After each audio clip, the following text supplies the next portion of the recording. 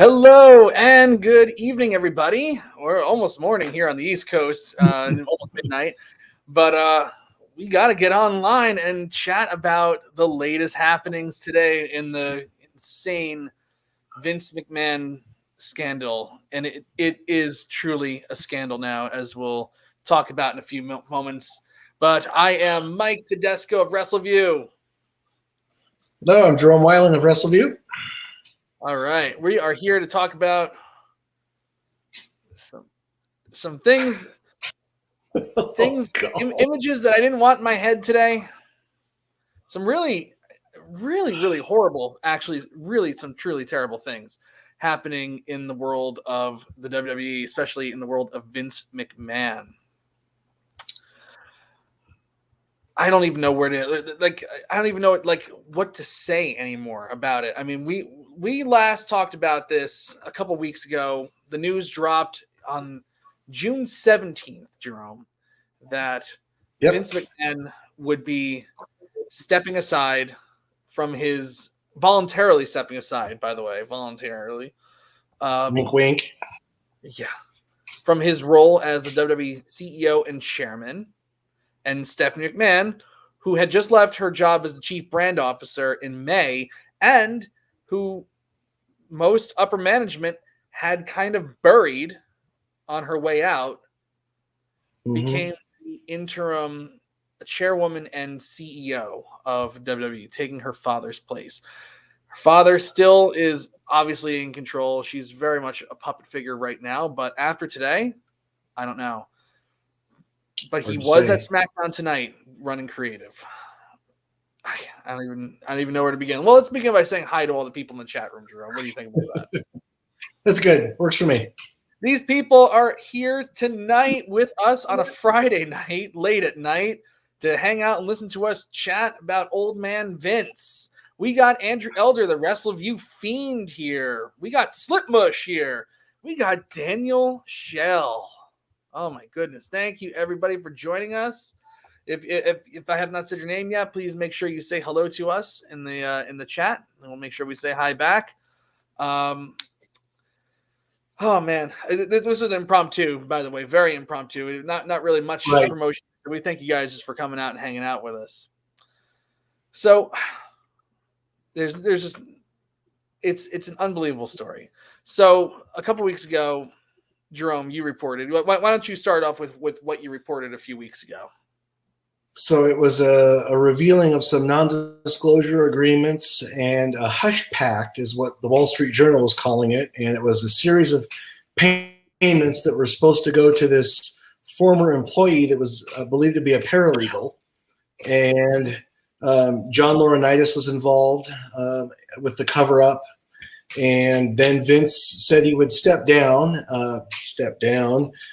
from his role as CEO and chairman of WWE, and Stephanie McMahon would take over effective immediately. But Vince would still retain creative control, which is beyond absurd to me. He should have just, at that point, have just stepped down completely. And I don't know what he's going to do after tonight or today. He should exit the company. It's probably in the best interest of the company. Is he going to exit? Probably not. He'll have to be pushed out of the company, and is, rolled out on something. He's not going to leave. Carried out. Yes. Yeah. So a couple weeks ago, that week, it dropped, like Jerome was saying, that the WWE board was investigating a non-disclosure agreement that Vince McMahon made, paying this former paralegal $3 million. Initially, the investigation's all about, essentially what they want to know is, did he use WWE money to do this? And he said, no, it's all our, Jerry McDivitt came out, his personal lawyer, and said, no, it was all, Vince's own money and this and that. But the thing that's really confusing to me, Jerome, is that she was on payroll and she slept with him. And there seems to have been a reward for that. That he wanted to take her salary from $100,000 to $300,000, and then he settled on $200,000. It's gross. that in and of itself is gross, and made even worse by the fact that John Laurinaitis, the former head, well, he's not really the former, he's on administrative leave right now. The head of talent relations also was involved in this illicit sex scandal. Yeah. And the investigation was, we want to look in and see, there were other non-disclosure agreements that they knew about, but they have to investigate these things. And now today, the Wall Street Journal detailed the other 3 others. So four women in total over the last 16 years that they've identified so far that Vince has just paid. I mean, who knows? God only knows how many other women there are that didn't have to sign non-disclosures, and they might be lining up to try to get their piece of the pie now too. Right. I wouldn't blame them. Right. Yeah. You know? And how many kids does Vince might have? Does he have any other kids besides Stephanie and Shane? I mean, really? Yeah. And who did he pay? Shut up about that too. I mean, you never know. Nothing's going to surprise me anymore with this stuff. You know, Nick Khan might be his son. He's letting Nick Khan run this company like you wouldn't believe. Like he might be his half kid. You know. Oh my gosh, Nick's like, yay, he's going to be out soon, so I can take over. It's pretty crazy. So today it came out. The Wall Street Journal did a follow up to their report. He has paid in the last 16 years over $12 million in hush money to 4 different women over these past 16 years. So on top of the $3 million made to the former paralegal with whom he had an affair, there's 3 others. One of them's incredibly shocking, really, really shocking. And to me, I'm gonna read what I wrote about it. And I'm just going to preface it to everybody that for me, this is the one that's disqualifying for him. This is the one that says you can no longer control this company. I don't, I know there's a lot of talk, and we're going to get into all the logistics of like, what will actually be the tipping point for people. Josh Boutwell, our AEW recapper, made a great point earlier today. That it might take the networks, if they start losing money, they might say it's time for Vince to go. But when you have shareholders, and God, if this was any other company, and things like this were happening with a CEO and the employees, that guy would be gone. Mm-hmm. And it's almost like, right now everybody's just ready to give WWE a pass and just let this predatory culture continue. Me and Roy kind of talked about the predatory culture of WWE on the Money in the Bank post show, but this shows that there is this one story right here shows that there's a major problem. Let me get to it here. So one of the unreported settlements included a $7.5 million agreement. $7.5 million agreement with a former wrestler who alleged that she was forced to give McMahon oral sex before he demoted her. He would ultimately decline to renew her contract in 2005 after she resisted further advances from the WWE chairman and CEO. And in 2018, the wrestler and her attorney negotiated the payment in return for her silence. That right there, that's the one that's in big neon lights for me. Yes, I see people already making Trump comparisons, but this is a publicly traded company, with the chairman and CEO sexually harassing talent and lording over them TV time and their livelihood. This is disgusting. This is despicable. We don't know who it is. I know a lot of people have been trying to figure it out. I know that, there were a lot of women released in 2005, including Diva Search contestants and, what have you. But that to me is incredibly shocking. The other 2 that were previously unreported was there was a WWE contractor.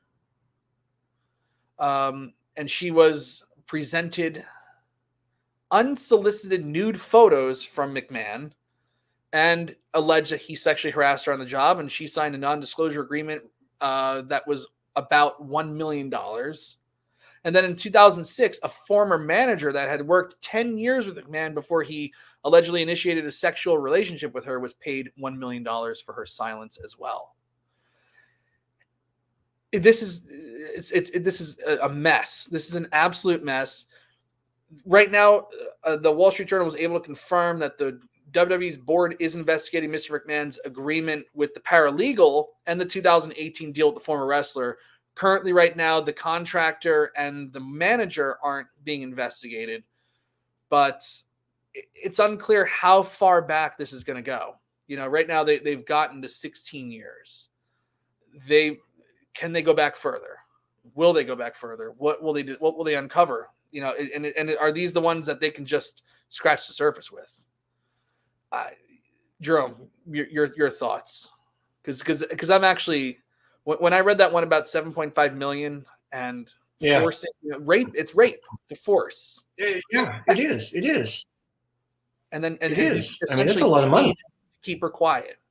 It's a crime. Yeah, that's a lot of money. I was fired up. Yeah, I was like, what the heck? And it's like, if that alone, he should be gone from the company, period. But I don't think that's going to happen right off the bat, which is just bad. But look what I reported earlier, actually during SmackDown, that Netflix, they pulled the docuseries, the Vince McMahon docuseries from their programming lineup. It was all set to go later this year. It's supposed to be supposedly the most expensive docuseries in Netflix history, and here they've scrapped it. It's not happening. So it's already starting to trickle down to Netflix. But what's USA? I mean, well, Netflix is another publicly traded company.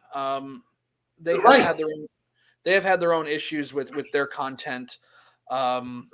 And kind of trying to clean up their stuff to be more politically correct and things like that, which I have my own opinions on. I don't think that it's impossible not to offend anybody. Like no matter what you do, you're always going to offend somebody. But this, right now as it stands, these are real agreements that are confirmed.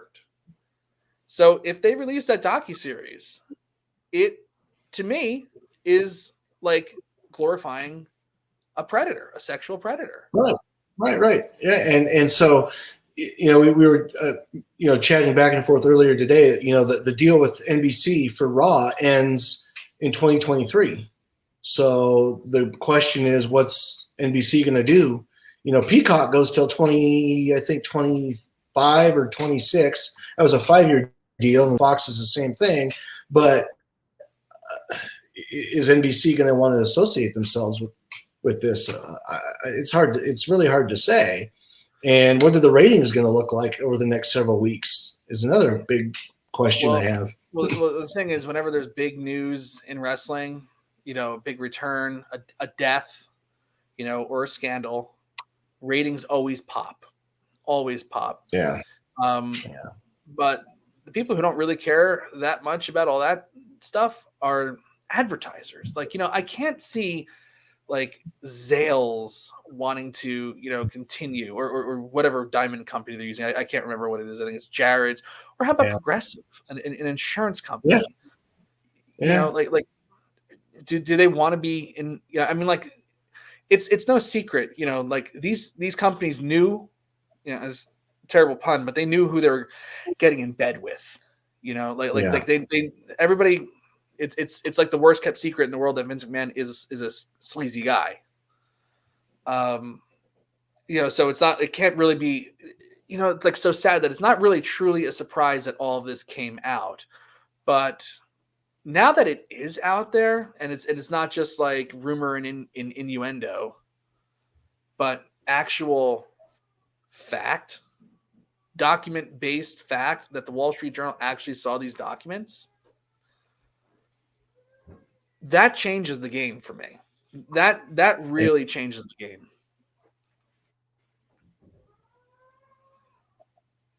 Okay. Yeah, I was reading some of the comments, but from the, but yeah, no, it's bad. I mean, I don't know. It's just, I don't know. Where do they go from here? It seems like business as usual. Vince McMahon was at SmackDown tonight. Yes, he got there late though. Running creative. Yeah. Yeah, he got there pretty late because I was reading on a PW Insider that he was not there as of like 3 p.m. Eastern Standard Time, but then he got there around like 5 o'clock. I think he mostly the show from all that I didn't get a chance to see the show tonight, but from all that I read, it seems like he tore up the script and they just redid it on the fly as usual, which is like trademark Vince. Yeah, because like the maximum male models is going to put butts in the seats with all that tennis wear modeling garbage. Oh, and here's another thing that came out too, was that in 2012, the WWE board is investigating John Laurinaitis's non-disclosure agreement with a talent. This person claims that Laurinaitis made a sexual misconduct, or was sexually inappropriate with this talent. $1.5 million in a non-disclosure agreement was reached in 2012 with Laurinaitis. You're going to tell me that John Laurinaitis, I get it, he's a WWE executive, but you're going to tell me that he has $1.5 million just laying around and he wouldn't feel that? No. Hey, Vince, can I borrow some money? I am starting to think that could be the case. But that one was actually that was the other one that was really shocking to me too, and that just shows the hierarchy of the entire scandal. You have Vince at the top. Oh, do this for me or you're fired. Do this for me or you won't get on TV. Do this for me or I won't give you another contract. That's shocking behavior. And then you have the head of talent relations. God only knows what he was doing. You want to get on TV, you want to get a storyline, you got to do this. And then, look, Ryback is not the most normal guy on the planet. Not at all. No. He's actually, I think he's a very sick man. But he said years ago about that creep Mark Carano that used to work there. The one that I think Mark Carano was the one that sent Mickie James all of her gear in a garbage bag. Like guy's a total jerk. He was. Yeah. Ryback claimed, this is before Ryback, I don't know, started doing insane amounts of steroids and went over the edge. But he claimed that he would, be getting ready for a match, and Mark Carano would be sitting in the gorilla position and would be like, "Hey, look at this," and just like have on his phone like hardcore nasty porn. Like this is before people are going on TV. That's that even though it's Mark Carano to Ryback, like that in and of itself is a form of assault. To show like sexually inappropriate things to people without their consent. That's a problem. And Daniel Schell's also, he's kind of mentioning something about Randy Orton, with that one Diva Search contestant's bag, where he left a little something in there that wasn't packed initially when they got there. That is like the whole culture surrounding WWE has been checkered. Yeah. They have tried to clean it up, but this is all like these are things that were happening in the post 2010 when they were trying to be PG and really change their ways and get more reputable advertisers and such, and this was still going on. Like in the 90s, they used to have Wrestler Court, and they would police themselves, and just huge amounts of drinking and inappropriateness. But when they became a publicly traded company, they have to play it differently.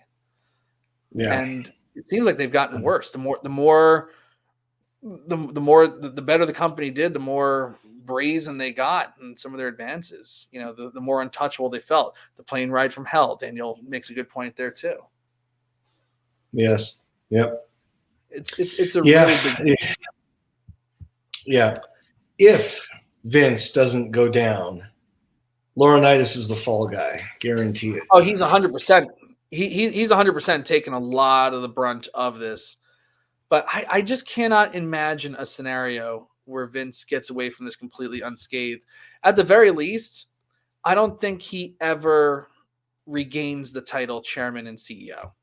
I don't know if they'll completely push him out of the company, but I think the days of Vince McMahon being the chairman and CEO of WWE are over. What do you think? I think he's done in that position. I think he should exit the company and be completely gone from it and distance himself from it. I think it's best for the company, but will he do it? Probably not. Who's in charge going? Yeah, forced out. And does Stephanie continue to stay in this role, or do they find someone else? I think the board's is at the board's discretion, I believe, for that search or that decision. I think it is. The problem is that Vince McMahon owns a majority of WWE's Class B shares, which gives him the bulk of the shareholders' voting power. Right. So he would I think I read something like he has like 10 times the voting power of in his Class B shares as the ones that have Class A shares that are available to regular investors. So including individual family members. Yeah. Huh. Now, my head's got all sorts of stuff. I know. It's like I don't truly. Private meeting with Nick Khan, Vince. I'll go to the Wall Street Journal if you don't make me CEO and chairman of the company. I think Nick Khan already did that. I still think that Nick Khan is responsible for these leaks. I have no proof. That's total rumored innuendo. Well, I wouldn't put it past him. He's a slime ball. I think he wants to be the top dog of the company. I think he wants to be number one and be the CEO and chairman. He's trying to get that. He's systematically been going in and pushing out anybody and everybody in the McMahon family and anybody who was kind of loyal to that mindset. Triple H was gone. Stephanie was pushed out. Shane's been gone for years. But now that Stephanie's back, you notice that Triple H came back. I think she does have a little more control than what we think. So that's a big deal to me. I think it's going to be hard for them to, I think they will push. They will make a push for Vince to leave. I don't know if he'll give up creative, but like I said, I don't see him retaining chairman and CEO or regaining that job title ever again. But I think he'll do whatever it takes to make sure that it stays in family control. I think, Stephanie will it will be a fight to get Stephanie to go from interim to the actual chairwoman and CEO of WWE. But I do think it's going to happen. Yep. Yeah. And I was thinking earlier too, how much money is he going to have left after Linda sues the pants off of him? Oh my God. Okay, so let's talk about that, Jerome. My God, a 56-year marriage. You said it's 56 years. Yeah, 56 years. Yeah, I did the research today. Found it was 56 years. They got married back in 60. I think it was 65 or 66, somewhere right around there. I'm like, what an idiot throwing that away. And she really.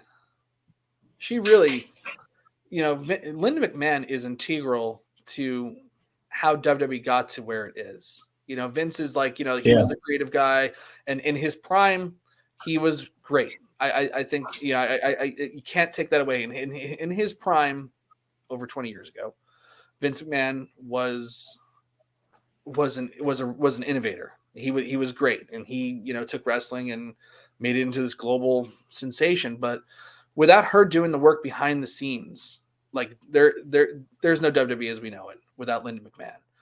And Yeah, I know a lot of people are saying Linda doesn't care. Like, he has cheated on her in the past, and he admitted that in a Playboy interview in 2001. But he claimed in 2001 that he had stopped this because it causes too much turmoil and mental anguish. But obviously he was lying.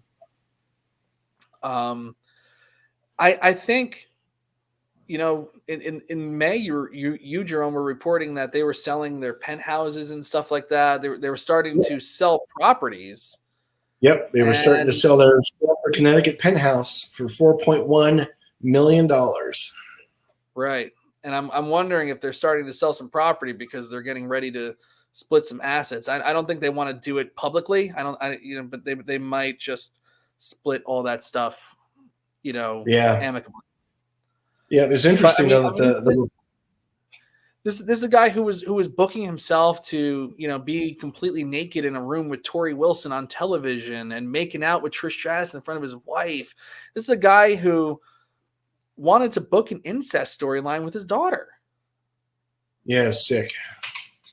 And there's even that one creepy video of them kissing on the lips. It's like, yeah, and then he did that junk. Then he did that junk with what was it? That Katie Vick garbage with Kane. That was just disgusting stuff too. That was horrible. I'll never forget the Katie Vick thing. I remember it clearly.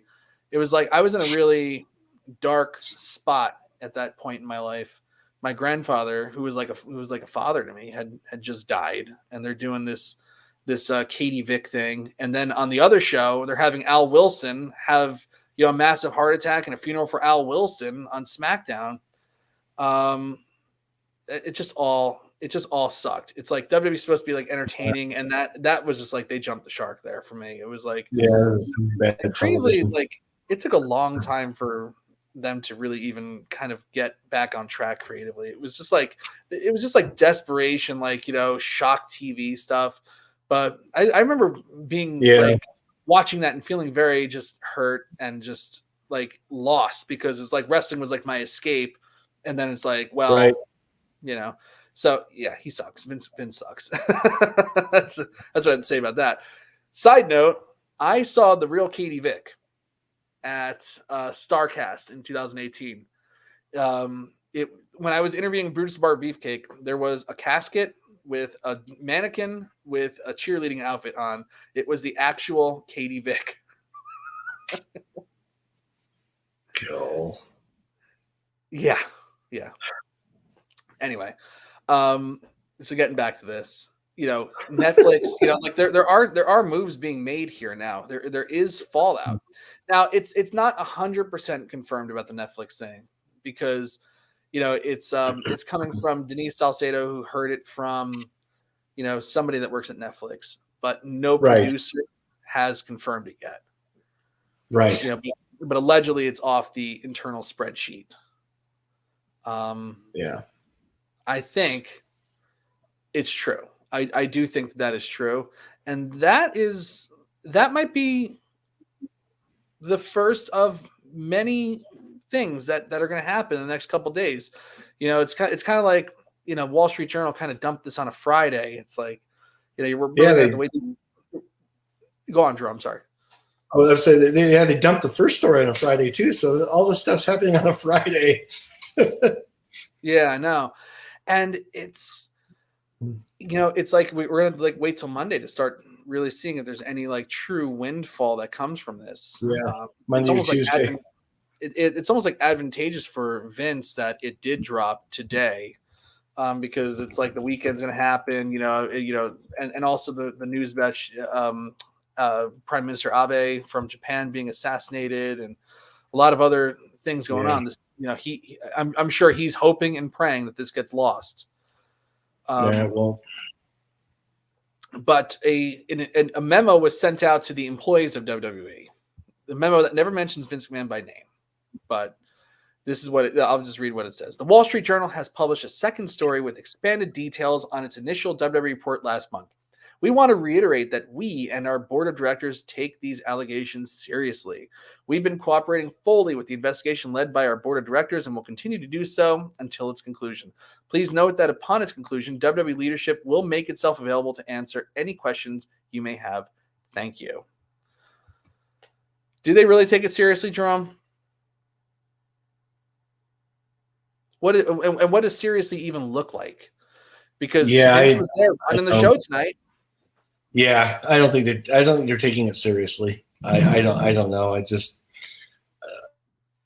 morale's got to be low.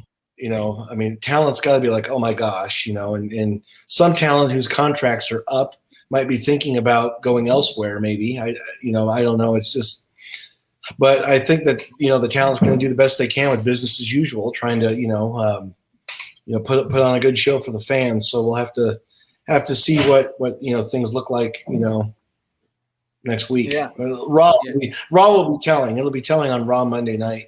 How the show flows and what it looks like. Brock Lesnar's scheduled to appear, and Bobby Lashley's going to do an open challenge. U.S. title open challenge. So we'll kind of see what things look like creatively, and I think they got to get the old man out completely. I mean, like just like the reports are just so bad.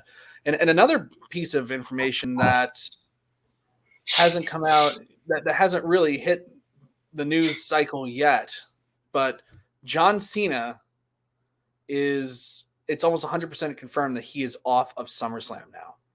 He was initially supposed to be on SummerSlam to face Theory, and he's off from that. I had mentioned on Post Raw with Victoria when he did his appearance on Raw to celebrate his 20th anniversary that I could not believe that on the day that the Rita Chatterton story was confirmed as being true, a second person came forward and said this actually happened, that Vince McMahon forced himself on the first female referee in WWF history in 1986 and then fired her.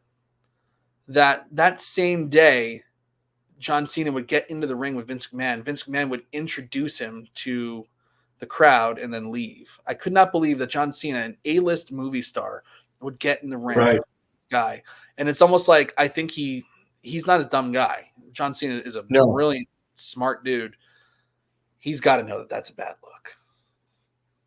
Yeah, it's not a good look. I think he was just, doing it he was there for the fans, I think, more than anything else. And then Vince was basically just giving the finger to everybody else by introducing Cena and being there in the ring. So, but yeah, I think there was something I read earlier today that Vince was supposed to fly to Vancouver, Canada, to meet with Cena because Cena's doing a movie there right now. So I think Cena's probably telling him, yeah, not going to get involved in SummerSlam or any other future pay-per-view, until, for the foreseeable future. Right. So, I mean, we're gonna, when we first did our podcast, Jerome, on June 17th, talking about all this stuff with Vince McMahon and wondering how long is this investigation going to last and what's going to happen with it.